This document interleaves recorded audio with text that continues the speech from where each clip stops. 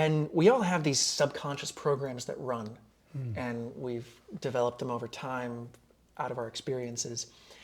And it's difficult to get outside those programs. It's certainly possible, but it's very difficult to get outside of them. And for a long time, I've looked at different subconscious programs that I run, and I think, okay, how do I break this down like piece by piece? And it's very difficult to do, and it can take a long time, and sometimes it feels impossible. Sometimes you're looking at these things and it's very, very hard to change them. But what I noticed last week was it was almost like they just evaporated. Not completely, but parts of them evaporated because the center of my awareness was sort of lifted out of them. It's as if there were all these programs, they're all here, and I'm right here. And so they're always affecting me. I can't step outside them. But it was almost like I took this focal point of awareness and I moved it outside. And so these programs are here and they're outside my awareness. They're in my awareness, but I'm not enmeshed in them. And I found myself almost spontaneously acting in a different way.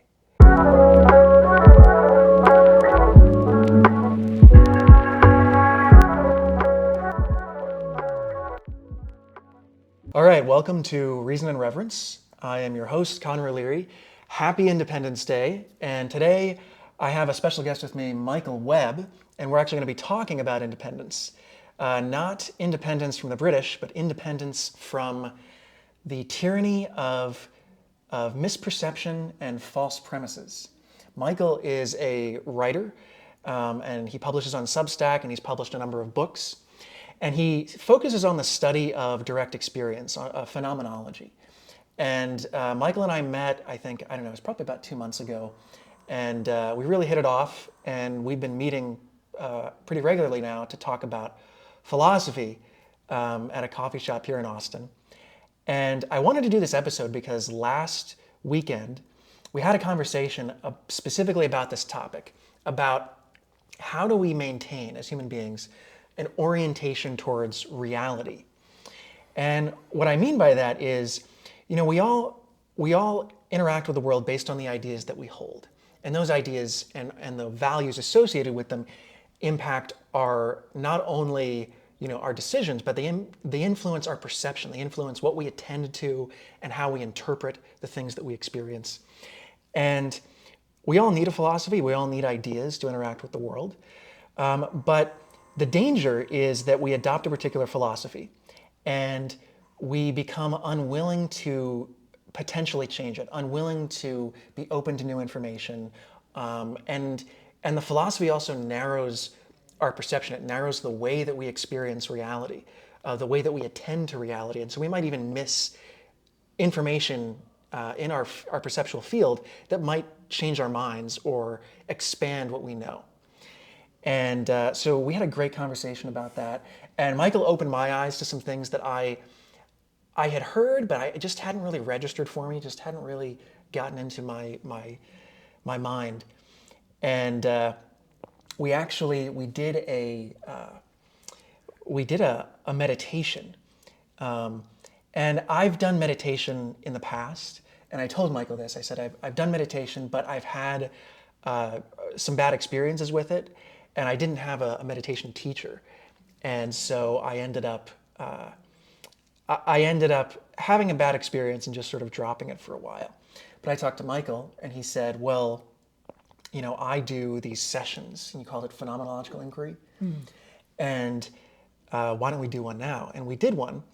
And I was really impressed by how it changed the way that I attended to the world and even the way that I felt about my surroundings. We did, I think, maybe 20 minutes or so. And I went back into the coffee shop to get some water. And I was just amazed at how much wider my experience was, my perception was. I was noticing things in a more holistic way. And I just felt the whole tone of my experience from the second time I went in compared to the first time was very, very different. And I was just much more open. And so I said, hey, let's do a podcast about this because I know he's written books about this. He writes about it on Substack. And anyway, that's a long intro to Michael Webb, and welcome on. Hello, everyone. Thank you for having me today, Connor. And there's so much to explore here. We talk about direct experience, but really it touches on something else, which is reality, right? Mm-hmm. How do we experience reality? How does reality present itself to us? This touches on so many aspects of really how human life works. What are we doing here? What's going on on this planet? And I would start actually by asking, what do you know for absolute certain? What do I know for absolute certain? Yes. Like what do you know that you absolutely can't question? And we all know I think therefore I am, right? But do you actually know that? Well, I mean, I would disagree with Descartes on that. Oh, okay. There we go. I mean, philosophically, I would disagree with Descartes on that. I think, I mean, what do I know for sure? I think I know a number of things. And I would start with, I think, the most basic axiom, which is existence exists. Existence exists, and it exists regardless of, what I think of it, regardless of how I feel about it. It exists objectively out there. And my consciousness is a tool for discovering that reality. Okay. Now, yes, that's very good. Existence exists. Yes. Yeah. I would say that's the fundamental. Right. Okay. We could call that reality, right? Existence exists such as it does, right? Such as it is. Right. And no other way. It exists this way, right? Right. Well, it has an identity, so it has a particular nature. So if that's what if I understand what you're saying, yes. I'm wanting to understand what you're saying here. So when you say, because to me, when you say existence exists, that's big. Yeah. Well, I think I took this from Rand, because I'm very influenced by Objectivism, and that's what she starts with. Okay. That's the base of it all. Existence exists, and then there are other axioms that you build on top of that you derive from that, and when you said existence exists such as it is, what I'm thinking is to be is to be something. To exist is to have a specific nature. There's the law of identity. That's Aristotelian, and so existence and identity are two aspects of the same thing. You can separate them mentally as different aspects of existence, but there's a fundamental unity there. Okay. And then I think you can derive causality from those two. So that's what I would say. I mean, when I say existence exists and it has a specific identity, to be is to be something. Okay. As opposed to something else. I see. It's to be something and not another thing. So identity is just a metaphysical, is a part of existence qua existence. All right. So can you, in your own experience, can you get in touch with the fact of existence? As, first of all, let's start with just being the observer, the fact that you're observing. Does that, first of all, let me ask you, does that even make sense for you? In your experience? To get in touch with the fact of existence? Yes. As an observer? You. Me. Yes. As me. Yes. I think so. I'm not sure exactly what you're getting at. I mean, I can think of that as, like we talked about last week, as a sort of meditative technique where you're calling to mind just the fact of existence and not necessarily you're not necessarily thinking about any particular facet of existence. Right? Yes, yes, yes. That's what I think when you say that. Okay. So, what I guess I'm asking here is, can you directly intuit the fact of existence, but I'm saying for yourself, for yourself. So maybe I can break it down this way. Okay. So you know yourself as being a person, right? Mm-hmm. Name, etc. You were talking about identities. You were talking about these are the particular sort of ontic expressions of being, as some people might say. Some Right. philosophers might put it that way, right? Right. Okay. Okay. If you just keep going through those and saying, okay, this is one aspect of me as a being, right? Okay. At some level, and so this might take a little bit of slowing down and a little bit of just something like meditation, only it's not meditating on anything in particular, but just being open and receptive. Right. Do you notice that there is being, reality, consciousness, however you want to say that, awareness, at the bottom of all that? Now, it has to be in your direct experience. This is not something we can see from the outside. It's not something we can think of. I could put it like this. It's almost like if you're looking down a long tube, if the tube is not aligned absolutely straight, you're seeing the sides of the tube. Right. Right. But when the tube is directly aligned, you don't see the tube at all. Right. And the tube in this case is all the artifacts of your existence as a human, right? All of the things that you see about yourself, the way your mind works, the way your feelings work, the sensation of being in the body, all that kind of, your sense perceptions. Okay. But then when it aligns directly, there's just I. Not even necessarily I am, but just I. So just the sensation of it, just the fact of experience, Yes. without the Yes, sense of one's own subjectivity. Yeah, it's not really the sense of anything, but I mean that gets kind of subtle. So at first there'll be a sense of being an observer. There'll be a sense of being just a witness and not necessarily your mind or your thinking self, right? Okay. As these things drop off step by step. Okay. But at some point it gets more and more subtle. The sense that you have of yourself gets more and more subtle as you keep returning to this. Okay. By the way, this isn't necessarily something that's going to pop into place right now. It could happen right now, right? Right. And the listeners, it could happen, but just as a matter of course, it often doesn't.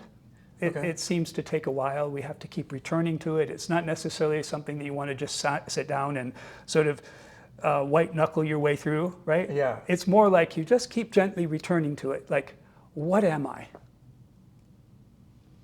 What am I? And you come back to that repeatedly in different times of day, different moments. And you begin to notice what you're not, right? This is sort of the classic, anyone who's studied this stuff knows about neti, not this, not that. You kind of begin to notice, well, it can't be that because that is something that I'm observing. So that's not really me.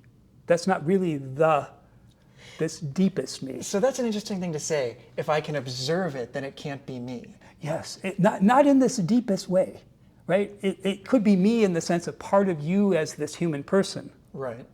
But we're going for something more fundamental than you as the human person. In experience here. We're just looking at experience. We're just looking at experience. Right. Okay. So what that sounds like to me is trying to get at an experience behind the experience of being the observer. That's a nice way of saying it. Okay. Yes. Yeah. Okay, so to me that sounds like an experience that doesn't include this kind of meta-awareness of one's own internal state. Yes, and that's bound to be there. Right. And we don't have to try to shoo it away or anything like that. It's bound to be there. It just comes up. You can notice that it's there, right? Right. Oh, there's a meta-narrative of me. That's me, the meditator, so to speak, right? Right, right. Yeah. Which is fine. That's just one more thing that appears in the movie, so to speak. Okay. But you're kind of shifting your awareness a little further back, behind that. It seems like that, doesn't it? Okay. That's kind of how it feels, doesn't it? I think that's how it felt for me last week when we talked through this. And my understanding based on our conversation is, well, let me ask you this. I won't say it. What do you think is the utility of this exercise? Oh, yes. Very good question. There are so many things about this. Let me just say that I'm going to give this a name just for the convenience of our conversation. Mm-hmm. Let's call this the root. The root. Okay. All right? The core, the innermost. Okay. The eye of the I. And I'm not saying the I, this I, I'm talking about I as an I, right? As in, yeah. As I, rather than as me, this person, the world looks different. So when you shift into this different mode of awareness, this different way of attending to experience, all of your other preconceptions and the way that you attend to your perceptions changes, and the world looks different. The world looks different because all of those perceptions become part of the world out there in a certain sense. Okay. Because the I, right, is resting as it's in that deepest core. So all of the workings of the mind are further outside. They become almost like the external world in a certain sense. Right, okay. And that allows for this kind of expansive, I think you touched into that last week, right? Yeah. There's a kind of expansive open awareness, which is the mind is not as focused on, it's not as locked in on things. Did you notice that? Well, I noticed I wasn't as locked in on things. I noticed, for instance, when I walked back into the coffee shop, ordinarily my focus is fairly narrow. I'm thinking, okay, why am I here? What is my purpose? What am I going to do here? And a lot of times I'll miss things in my periphery.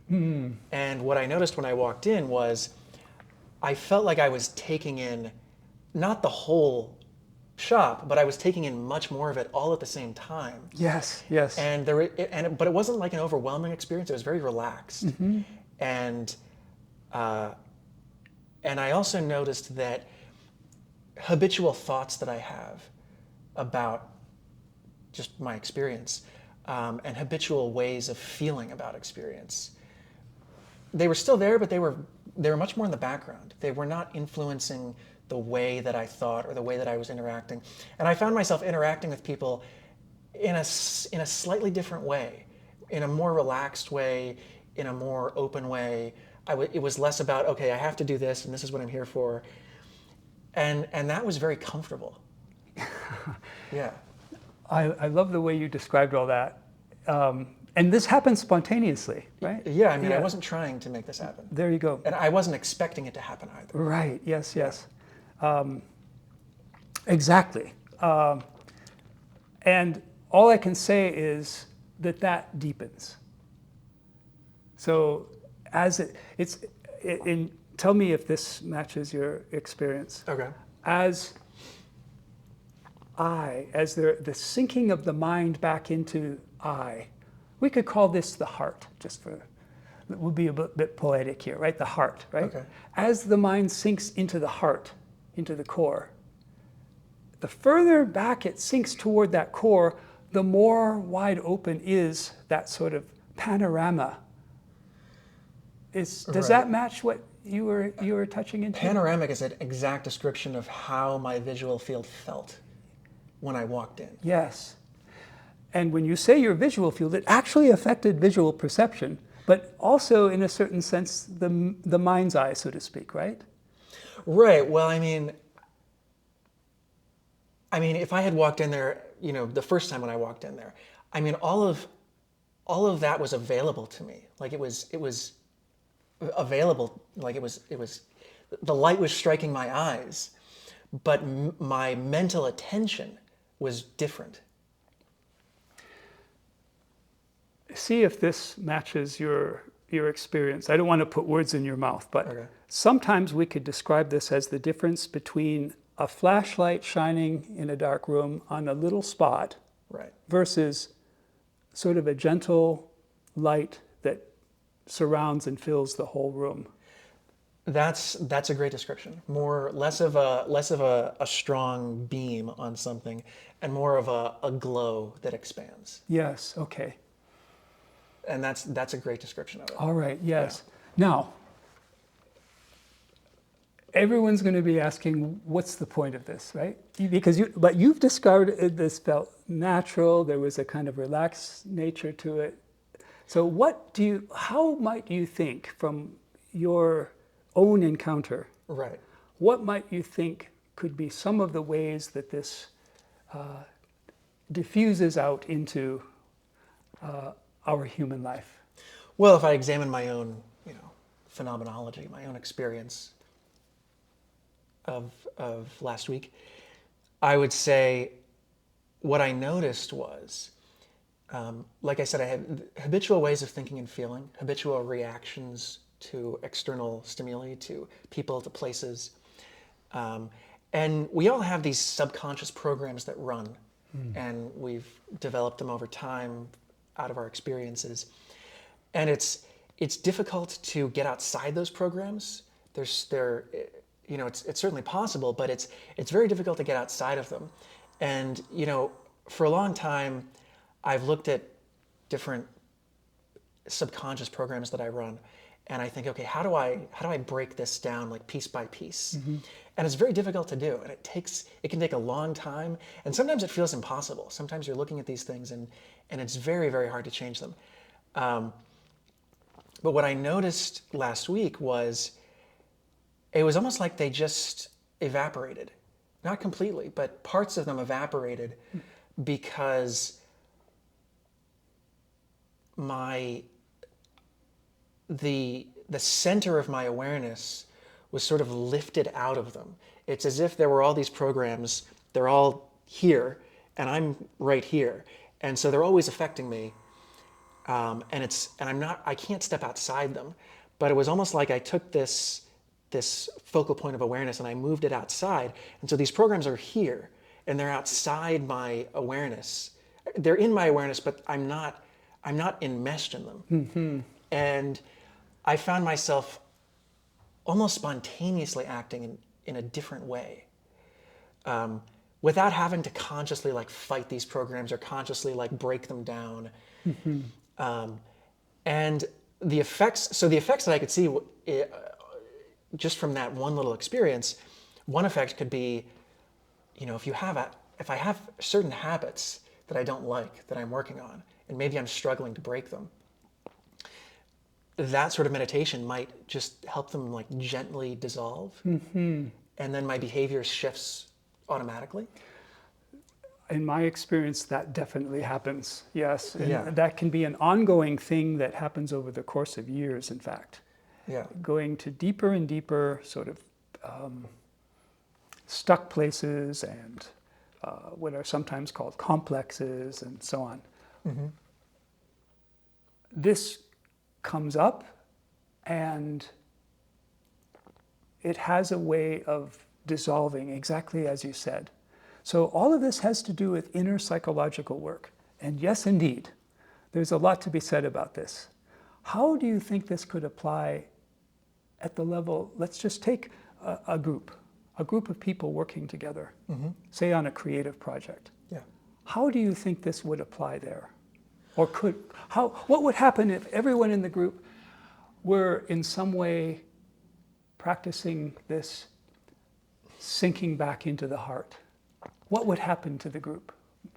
Well, I mean, if your field of awareness expands, you can certainly become much more creative because you'll see more possibilities, you'll make more connections. Narrowed focus is the enemy of creativity. With creativity, you're trying to make new connections, and you can't make new connections if you can't expand what you see, and especially if you're seeing things all at once. If you're narrowly focused on one thing, and then you're kind of jumping, and you're like, okay, I'm focused on this, I'm focused on this, I'm focused on this. We can only hold so many things in our working memory, so we may not make the connection. We might see this here, we might see this here, and there might be a connection that we can make there creatively. But, I'm focused on this an hour ago, and I'm focused on this, and I don't even think about to connect them. But if my visual field expands, and now I'm actually taking in both of those at the same time, now I'm making the connection. So that's one thing I could see. Yeah. And then another thing I could see is just generally, you see the world through the lens of your values and the lens of your ideas. And if you can step outside of those, you can see the world through a different lens, and you'll be open to new information. And in my view, what we do when we learn and when we reason is, let's say we take in, someone brings us, let's say, a new proposition. And what we're doing is we're looking at that proposition, and then we're calling to mind our own knowledge, and we're checking it to see, does this contradict what I already think about the world, or does it jibe with it? And if it jibes with it, then we can integrate it. If it doesn't, then we say, well, it's contradictory, so we reject it. But there are two options here. Either one, the proposition, if the proposition contradicts what I already believe, either the proposition is wrong or I'm wrong. And because we are very attached to the belief systems we've developed, they're our way of dealing with the world. They help us keep anxiety at bay. They help us deal with the world. It can be very scary to ask, well, maybe something that I believe is wrong. Maybe I made a mistake somewhere in my reasoning. And so there's a strong bias to just try and reject it, to find a way to say, no, this is wrong, and my ideas are right. But if you can step outside of that, and especially the emotional attachment to that, then it allows you to be more objective. It would allow you to look at the information and be less afraid of saying, well, maybe I made a mistake. Yeah, that's very well said. I'm going to take the voice of somebody who's panicked by this, though. Okay. So you say, oh no, I can't let go of these ideas because these ideas are the anchor for my personality. I'm afraid, right? So if I'm not mistaken, what we're talking about here is not the same as radical skepticism. There's a little bit of a difference, right? Radical skepticism would say, I'm going to say that what I believe is wrong. And for some people, that might not even be possible. It might be a little bit of a game to say that I'm wrong, because I know deep down that I'm right? So what we're doing here, you tell me if this concurs with your experience. What we're doing here is just opening up to a wider space so that more than one perspective is present at the same time. And so that the perspective which we hold is not taking up the entire field of the mind. Right. Does that fit or not? What is right and what's wrong about what I've just said for you, from your experience? Well, I like the way you phrased that.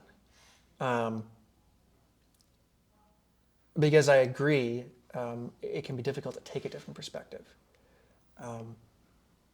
And so being able to hold two different perspectives in mind, Or five perspectives. or five perspectives in mind. Well, I think that's very useful because, like I was saying earlier, the way that we reason, the way that we learn is if you have one perspective here, my perspective here, and then, let's say a third perspective here, the job of reasoning is to identify reality and then integrate it in a non-contradictory way. And so if I can look at all of those things at the same time, if I can hold more information in mind, then I'm going to become better at recognizing similarities and differences, seeing if it integrates, seeing if it doesn't integrate. So in my view, that would only make you a better reasoner. Yeah. Now, there's something really interesting here that can happen. Okay. So normally what we would do with perspectives is we would sort of, just like you were talking earlier about how the mind works visually, right? Right. We look at this object and this, right? What can happen is that instead of moving, so now I'm kind of being absorbed in this movie, this perspective, then I come out, then I go and I get absorbed in this movie, then I come out, kind of like rooms in a house. Say Right. it's a very large house. Yeah. You walk into this room, then you walk out of this room going to the next one. Suppose there's a way to be in all the rooms simultaneously. Now here, I'm obviously not talking about something that's happening at what we would normally call the mental level, because it's not possible to hold them all simultaneously. The mind has to, at the very least, switch really quickly. But there is a way of being conscious where in fact they are being held, but they're not being held as mental images or as verbal phrases or as concepts. We're holding them all as a kind of felt sense. Now here I don't mean an emotion. I don't even mean a gut sense. It's a felt sense. This is impossible to describe, but it can be discovered. Especially it can be discovered as the mind sinks into the heart. Okay. There's a way of being in touch with all of these perspectives simultaneously. And then an interesting question can arise. What are all of these perspectives telling me? What are they all saying? Let me give you a more concrete metaphor. There's a mountain. You want to understand what the mountain is. So we set up observation points at different places around the mountain. Don't forget the one looking down on it from the top, right? Which of these observation points is the real mountain? Well, they're capturing different parts of the mountain. Different aspects, right? Yeah. And the mountain may even have different personalities depending on which side you look at it from, right? It has its I own suppose one sort side of... can be rocky and the other side could have a forest. Yes, and one might be darker, the other one, yeah, so on and so forth. Right. Now notice that you can't actually take all of the images simultaneously, because if you did, it would just sort of be blurry. It would be a kind of a mess, right? Right. So which is the view of the mountain that we take? What I'm saying is that from the heart, as the mind sinks into the heart, there's a way of taking in all of these perspectives at once and getting a sense, a sort of essential, I'm using the word sense and I'm using the word essential, E-S-S-E-N-T-I-A-L, an essential understanding of what the mountain is. But that understanding doesn't come to you as a concept. It comes as a sense which then guides you. It's like a smell. It guides you toward whatever you'd like to do. You want to make a movie about a documentary film about this mountain. You want to write a poem about this mountain. You want whatever it is. This essential sense will guide you toward that. So that's very interesting.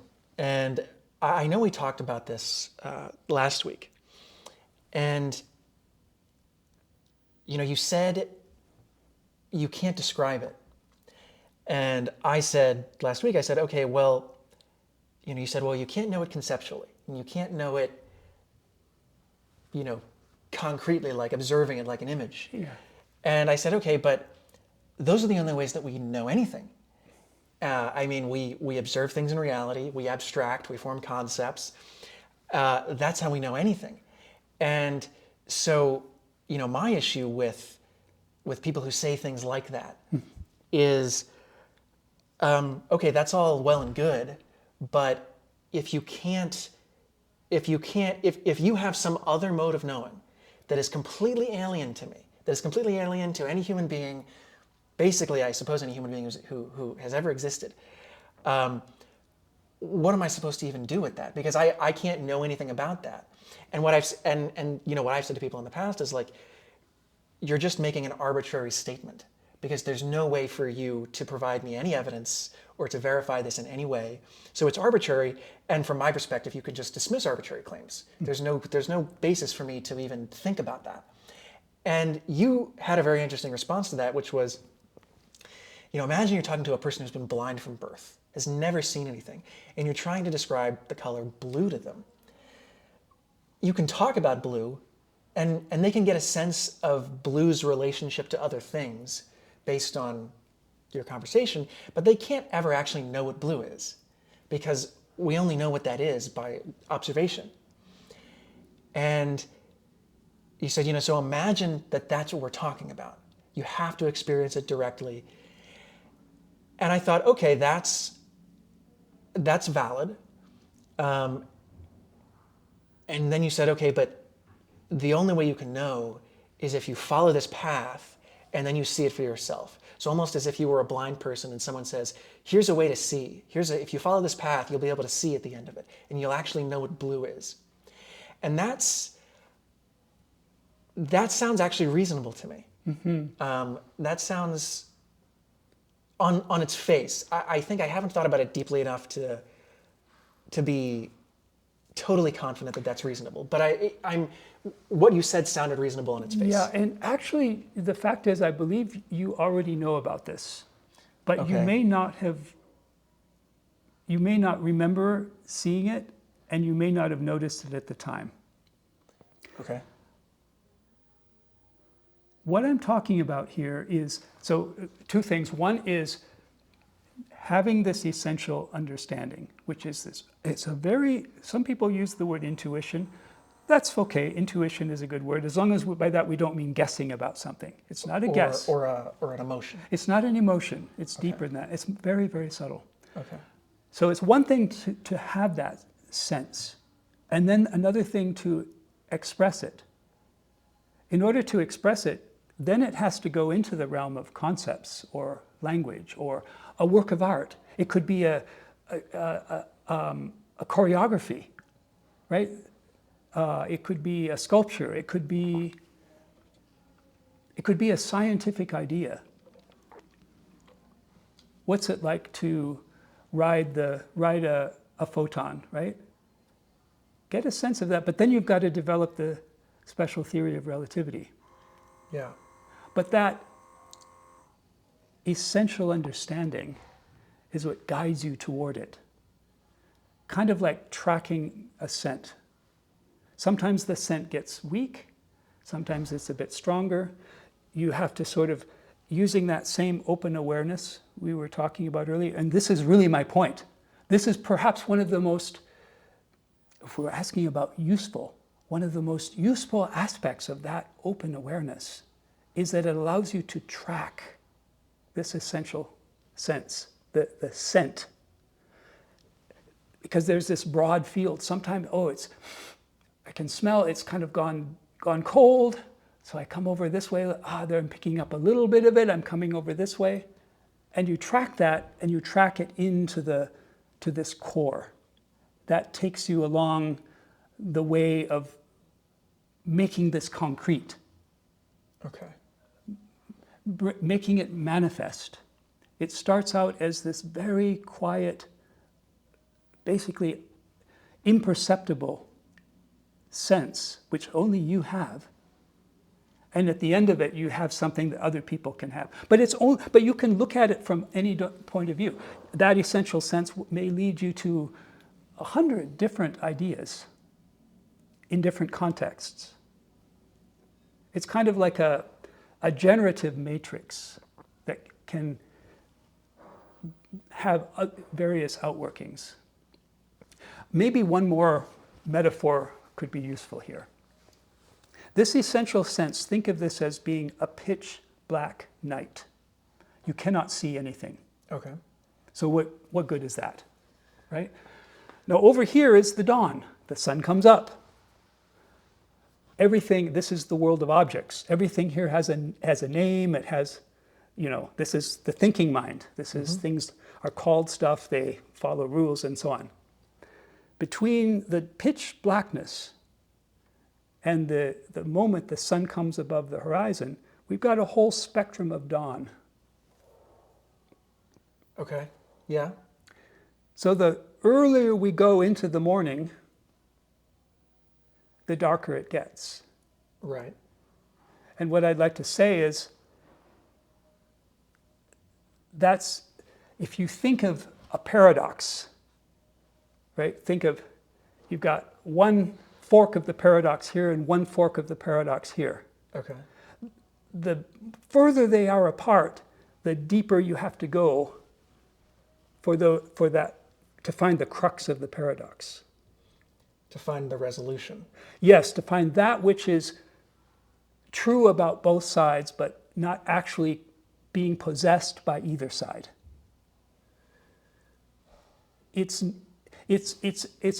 not a feature of one or the other, but it leads to both.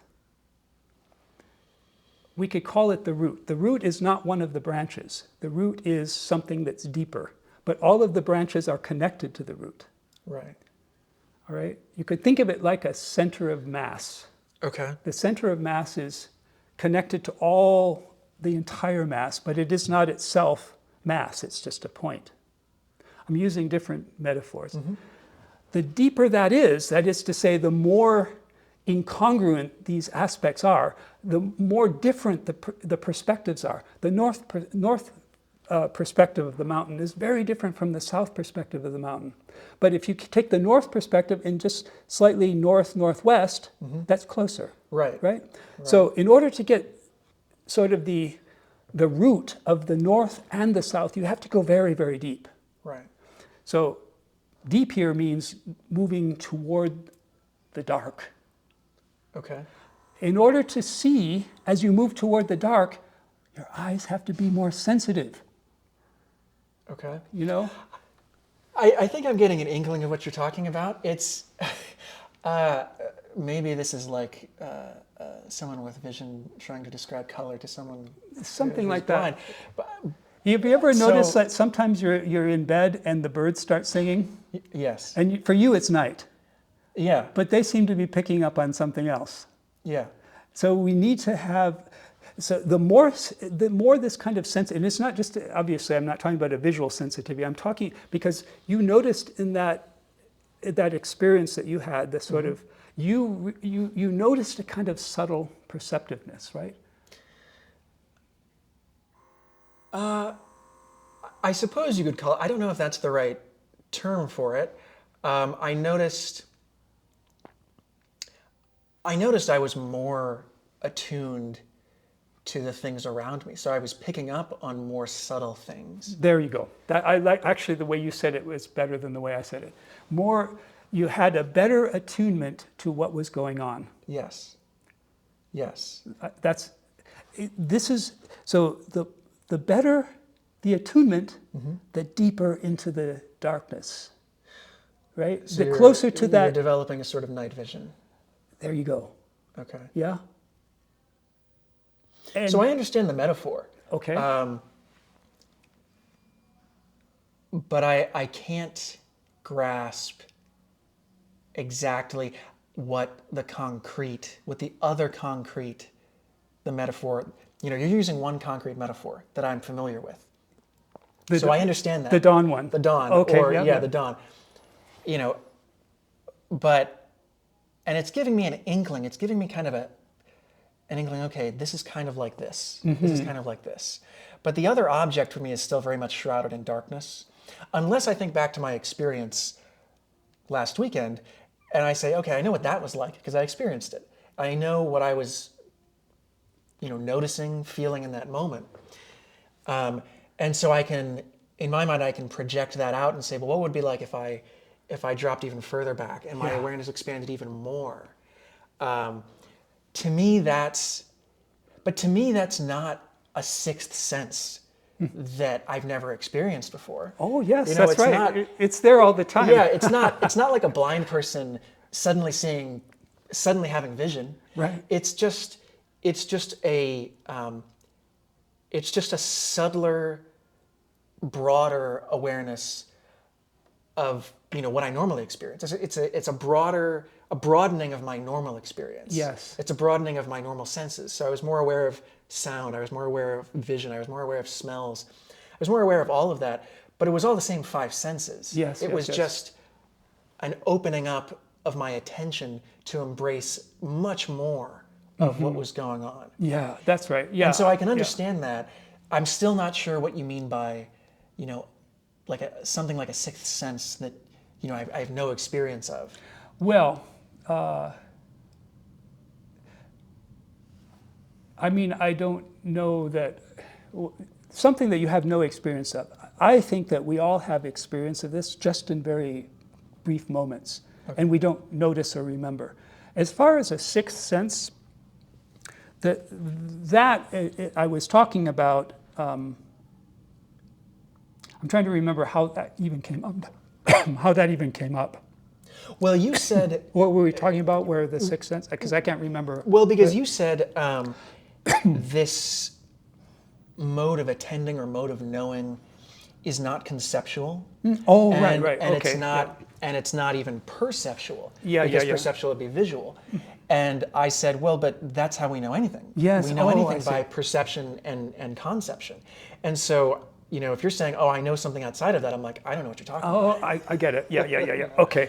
No, okay. So let me see if I can make this a bit less, it sounds a bit obscurant, doesn't it? Bit obscurantist in that sense.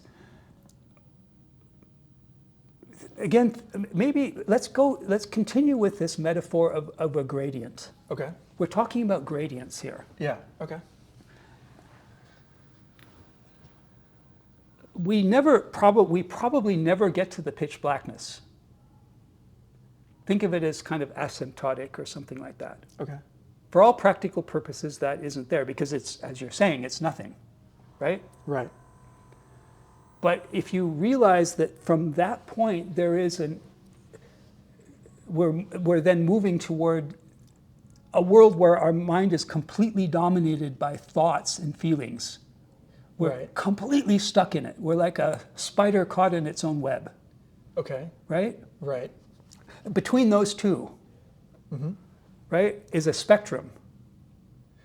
And what we're talking about here is the capacity to move further toward that emptiness.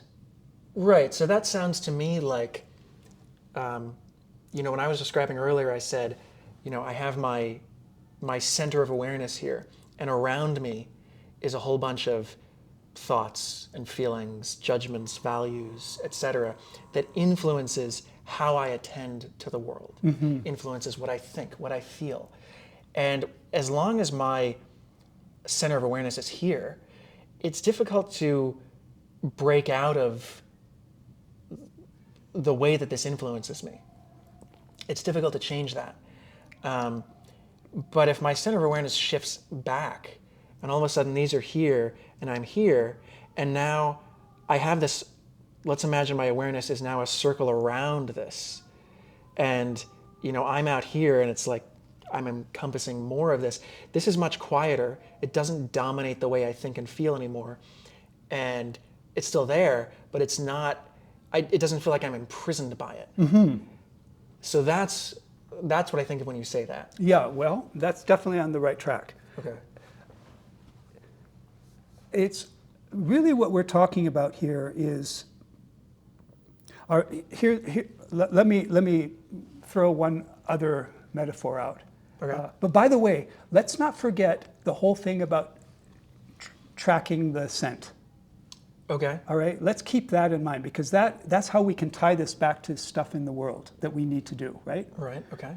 Like imagine the genius the creative genius who gets a sense of something Okay. and then is tracking that scent and is able to follow it through to enact whatever this creative thing is, right? Okay. No one understands this essential thing in the beginning, right? Right. The creative genius is mentioned and everyone thinks this person is crazy, right? They don't have any clue. So then starts to build prototypes and stuff and maybe a few people pick it up. But meanwhile, this person is tracking that scent. Okay. Okay, so let's keep that in mind. So when you say tracking the scent, are you talking about like what we talked about when we kind of did that guided meditation and you were like, okay, what are you? Like, and I started to drop back into that and I started to drop back into that. The scent is basically, when you describe following the scent, you mean like coming back to that question and dropping further and further into it? Yes, that's it. But also, what I'm trying to say is it's not just inquiry into the nature of self, it's also inquiry into the nature of the world. Okay. It's both. Right. It can be both, Okay. right? So you may have a very difficult problem that you're working on even as a group. So you look at the problem, you look at that mountain from different angles. Okay. And then you let go of all of the perspectives.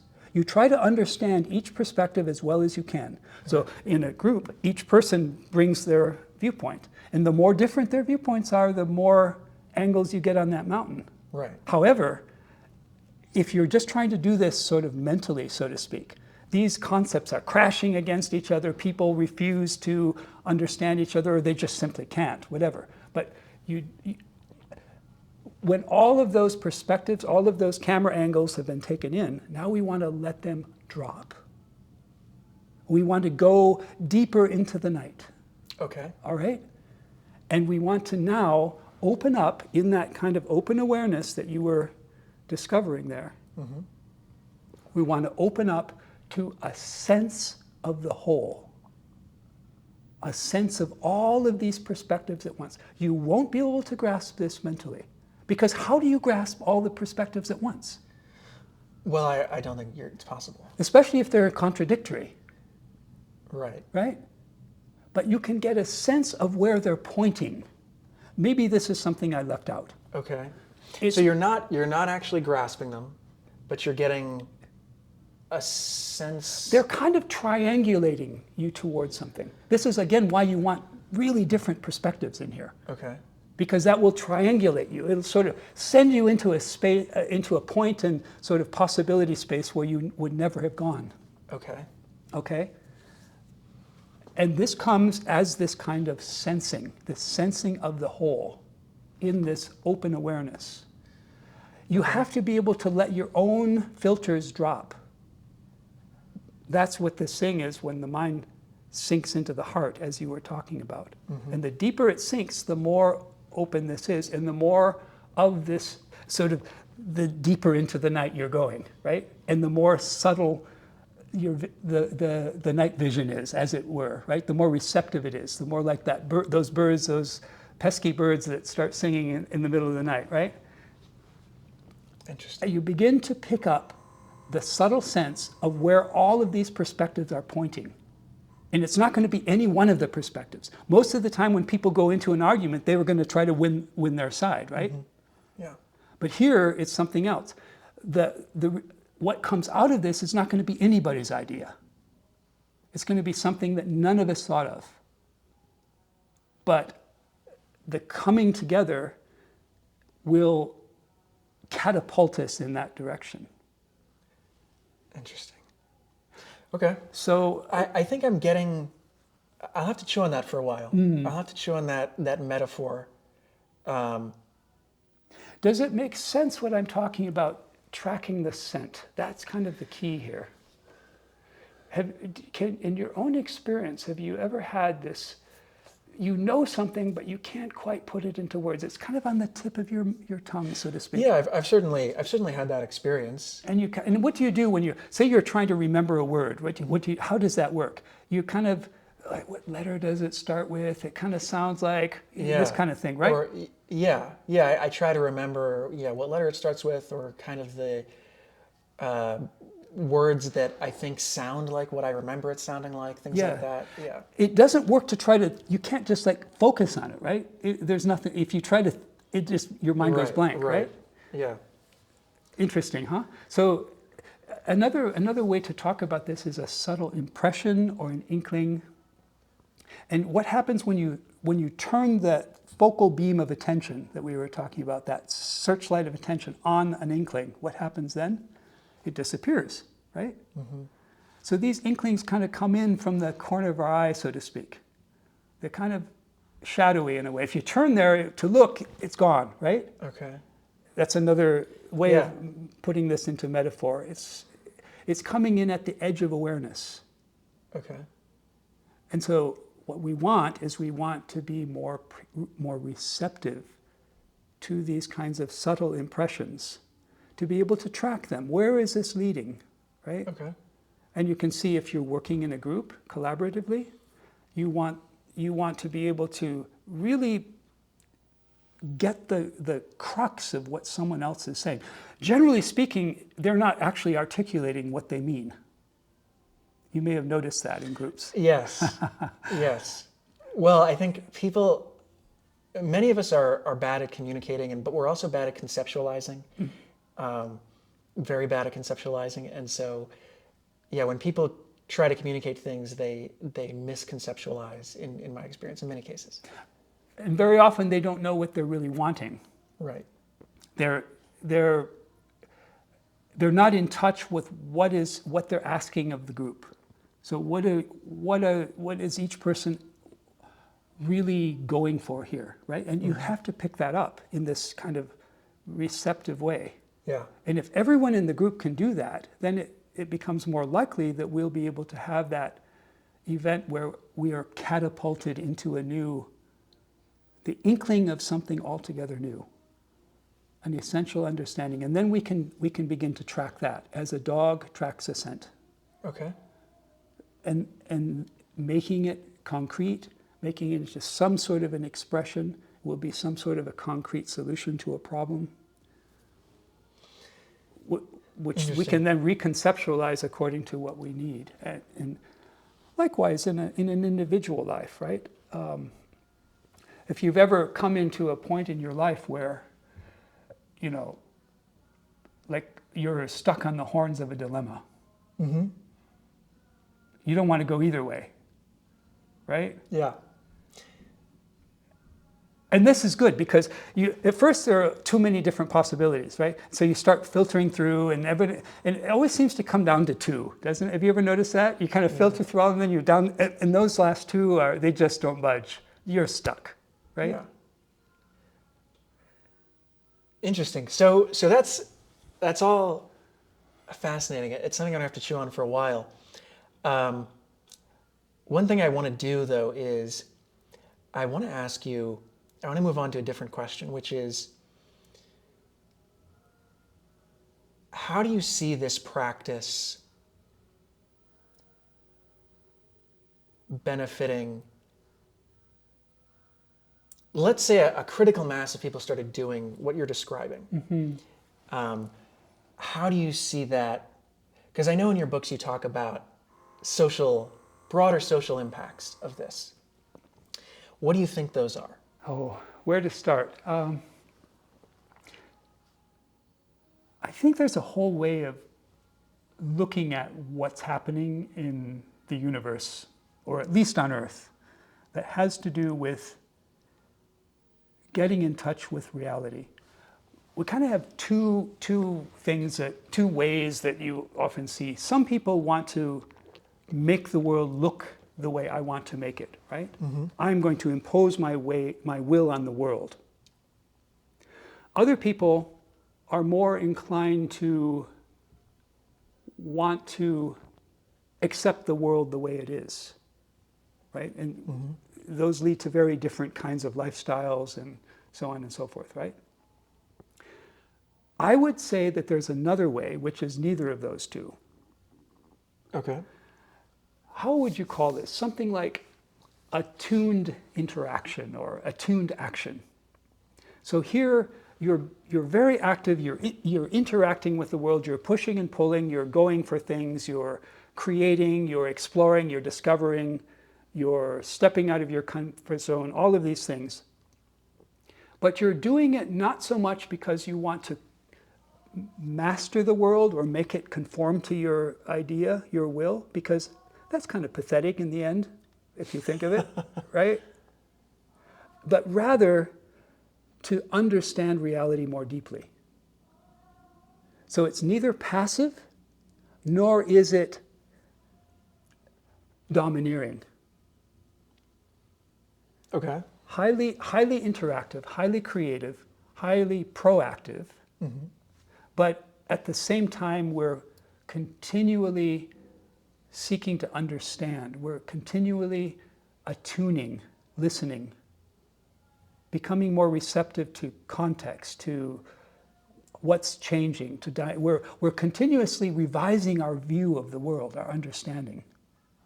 We're prepared to scrap everything we assume at any moment when we get a sense that it's wrong. We can even hold more than one at the same time. Say, well, this one feels to me pretty good, and this one seems right. I have issues with both. But what we're doing is we're wanting to penetrate into the heart of reality, so to speak. Mm-hmm. We're wanting to understand. We're wanting to connect. So my question is going to be, you talk about imposing your will in the world, creating, reshaping things. And then you talk about penetrating to the heart of reality, understanding reality, an attitude of openness to what is. Mm-hmm. And I don't see those, I think you're getting at something there, but I don't see those two things as opposed. Because in order to impose your will in reality, in a really effective way, a way that's sustainable, you have to understand reality, and you have to be open to understanding reality, and so those two things I think go hand in hand. Now that you can pursue that you can pursue your will in an ignorant way. You can pursue values that are at odds with reality, and many people do. And I think that may be what you're talking about is less. It's less about what is reality actually like, and it's more about let me impose my will on the world, no matter how reality actually is. So you can try that without you can try and impose your will on the world as a way of evading or ignoring actual reality, I suppose. But in reality, if you really want to achieve something, which is what all achievement is, imposing your will, you have to be open to reality. Yeah, I think all that is true, what you said. I wouldn't disagree with any of that. How can I explain myself here? Okay, having said what you said, there's a way of forcing your way through just pure drive. You're very, very agenda focused. You're like marching forward like a robot, kind of a closed loop, kind of a closed system. All you really see in the world is what pertains to your agenda, right? If it's against my agenda, I hate it. If it's for my agenda, I love it. And if it's not either, I don't even care. It doesn't even exist, right? It's that kind of thing. Yeah. And this is the way most humans function. This is the way most groups function, corporations function. This is the way most nations function. This is like kind of it, right? Just being a kind of a robot. People have different metaphors for it. So to me, there's a certain amount of evasion of reality going on there.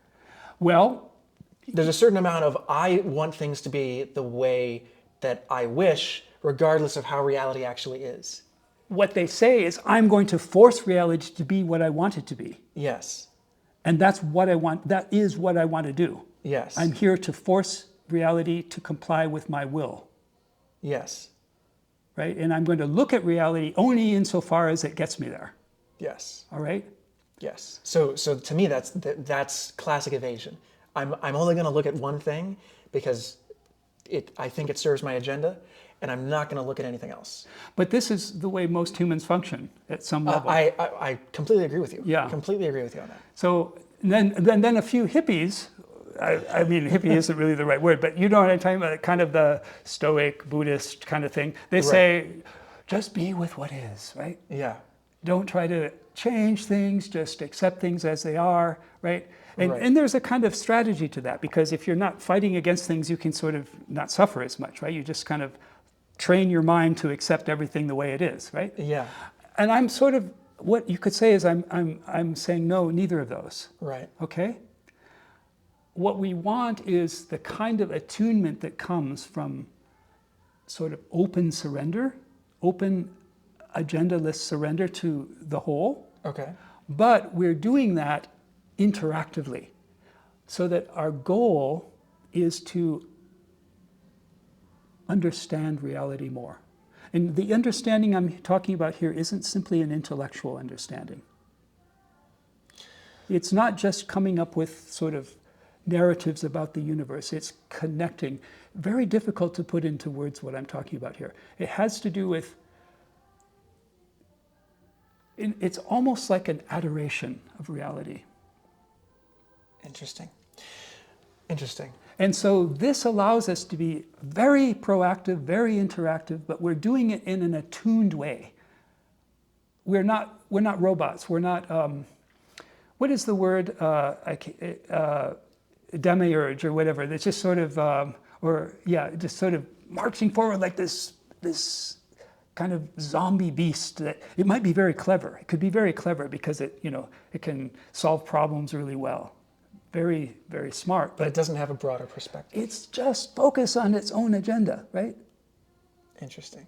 But here, this is the opposite of that. We're open to how reality. We in a sense we love reality, right? Mm-hmm. But as you're saying, that we can't do that just kind of by sitting, right? Yeah. We build. We interact, we stumble and fall and learn from our mistakes and all of that, right? We build things in order to learn about what's going on, right? But not just to make ourselves comfortable and safe and powerful and untouchable, because that's such a pathetic thing. Interesting. So I think we should actually do a part 2 to this, because I think we're about in an hour. All right. I am trying to make the podcasts a little shorter because okay. I've been told by people that they're too long. 2 right. hours is too long. All right. So I think we'll break this up into 2 parts. I think I really like how we covered, the description. We tried to really describe what you're talking about and the effects that has. And I think we should do a part 2 where we go more into detail on, the effects this has on the individual and the effects it has on society if more and more people do it. But I really want to say thank you for doing this. I love our conversations. Yeah. They're very thought-provoking. Yeah. And like I said, we'll do a part 2. But again, I'd love to. Yeah, very good. And if you're tuning in, thanks very much for watching. And please, if you enjoyed this conversation, we're going to have many more like it, not just between myself and Michael, but between myself and other people. And please like and subscribe, and let me know what you think in the comments.